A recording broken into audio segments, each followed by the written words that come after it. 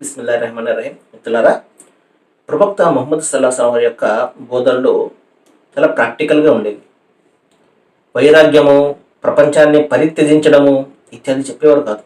ఎందుకంటే ప్రపంచాన్ని దైవం ఇచ్చడం సరైనటువంటి రీతిలో దీన్ని మనము ఉపయోగించుకోవడం కోసమే. మానవుడు లేనటువంటి ప్రపంచం ఒకసారి ఆలోచన చేయండి, అంత వ్యర్థం. కాబట్టి ప్రపంచాన్ని విడిచిపెట్టేమని దైవం చెప్పలేదు. అయితే ప్రపంచం తన యొక్క పరిధిలో, తను నిర్మించినటువంటి పరిధిలోనే జీవితం గడపమని చెప్పాడు. అందులో పరీక్ష ఉండదంటాడు. ప్రవక్త వారి ఒక సందర్భంలో ఒక ముగ్గురు వ్యక్తులు ఏమని భావిస్తారంటే, దైవాన్ని చేరువ కావాలంటే ఇంకా బాగా కష్టపడాలి మనం అని చెప్పేసి ముగ్గురు యువకులు, ఒకడు నేను రాత్రంతా మేల్కొంటాను అని, మరొక యువకుడు నేను అసలు ప్రతిరోజు ఉపవాసం ఉంటానని, మరొక యువకుడు నేను స్త్రీలతో పెళ్ళే చేసుకోను అని చెప్పేసి మూడు రకాలుగా భీష్మించుకుంటారు. ప్రవక్త సరళసుల వాళ్ళకి తెలుస్తుంది. వస్తారు, పిలుస్తారు, ఏమయ్యా ఈ విధంగా చేస్తారంటే నిజమేనని చెప్పేసి. అప్పుడు అంటారు, ఎన్ని అష్కాకంలో అత్కాకం, నేను మీ అందరికంటే ఎక్కువగా దైవానికి భయపడేవాడిని. నేను ఉపవాసం ఉంటాను, ఉపవాసం ఉండకుండా కూడా ఉంటాను, నిద్రపోతాను, ఆరాధన కూడా చేస్తాను. కాబట్టి దైవం ఈ విధంగా మిమ్మల్ని కష్టపెట్టడం అనేది అని అభిమతం కాదయ్యా.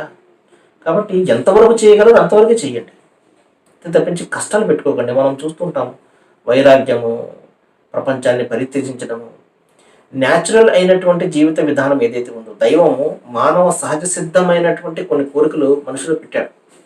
మనం అవునన్నా కాదన్నా, ఆకలిస్తే భోజనం, దాహం వేస్తే నీళ్లు, అదేవిధంగా శారీరకమైన అవసరాల కోసము దైవము వివాహం అనే ఒక బంధాన్ని ఏర్పాటు చేశాడు. ఈ బంధం ద్వారా కాకుండా ఏ బంధం ద్వారానైనా అది తీర్చుకుంటే పాపం అవుతుంది. అలాగే తీర్చుకోకుండా ఉండడం అనేది నొక్కి పెట్టేయడం కూడా అది ఎంత మాత్రం సాధ్యం కానటువంటిది. కాబట్టి అందుకనే మనము ఈ విధంగా రకరకాలైనటువంటి చెడు మార్గాలు, చెడు న్యూస్లు మనం వింటుంటాం.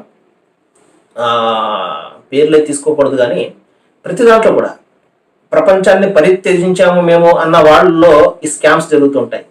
సెక్స్ స్కామ్స్ మనం బయటపడుతుంటారు, చూసారా? అక్కడ జరిగింది, ఇలా జరిగింది, వాళ్ళు ఇలా చేశారని చెప్పేసి. అలాగే దొంగ బాబాల గురించి మనం ప్రతిరోజు కూడా వింటూ ఉంటాం, ఈ విధంగా చేశారు, ఆ విధంగా చేశారు. వాళ్ళు వీళ్ళని కాదు, ప్రతి దాంట్లో కూడా ఉన్నారు వాళ్ళు. ఈ విధంగా ఎందుకు జరుగుతుందంటే, సహజ సిద్ధమైనటువంటి కోరికలు అణిచివేస్తే ఈ విధంగా జరుగుతుంది. కాబట్టి సహజ సిద్ధమైన కోరికలు సహజ సిద్ధమైనటువంటి మార్గం ద్వారా, ధర్మబద్ధ మార్గం ద్వారా తీర్చుకోవాలి. అలా కాదు నేను అన్నింటినీ జయించేసానంటే వాడు 100% అబద్ధం చెప్తాడు అనమాట. ఎందుకంటే అది జరిగేది కాదు. ఆకలిస్తే అన్నం తినాలి, మన విధంగా గాలి తింటే అవదు, అన్నమే తినాలి. ఏదో ఒకటి ఆహార పదార్థం లోపలికి వెళ్ళాలి. లేదు నేను గాలి తింటాను, నా కడుపు నిండుద్ది అంటే కాదు, అబద్ధం ఆడుతున్నాడు అనమాట.